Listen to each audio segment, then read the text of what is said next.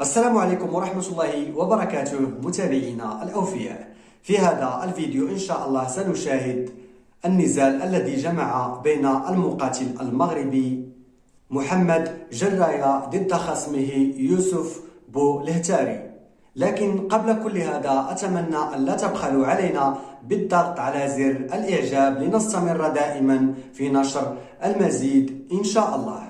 وإن كنتم من محبي الرياضات القتالية لا تنسوا الاشتراك في القناة وتفعيل زر الجرس ليصلكم كل جديد. محمد جراية هو صاحب القفازات الحمراء، فيما خصمه يوسف هو صاحب القفازات الزرقاء.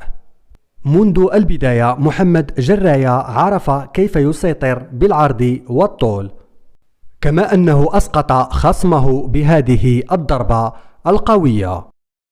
وبعد العد مباشرة محمد استغل ارتباك خصمه يوسف ووجه له عدة ضربات موجعة، مما جعله يتراجع إلى الخلف ويكتفي بالدفاع. لكن مع كل هذا لم ينجح في تصدي ضربات محمد جراية المؤلمة. لكن هنا محمد تلقى ضربة قوية مباغتة. هذه اللكمة كانت أول وآخر لكمة قوية يتلقاها محمد في هذا النزال. هنا الحكم يتدخل ويوقف النزال بعدما تعرض يوسف لضربة على مستوى العين.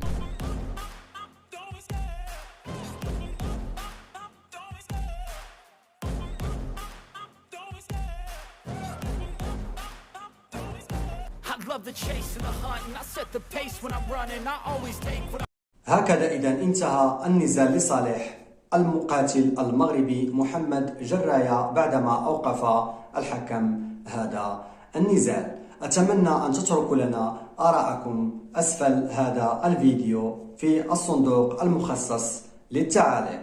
والسلام عليكم ورحمة الله تعالى وبركاته.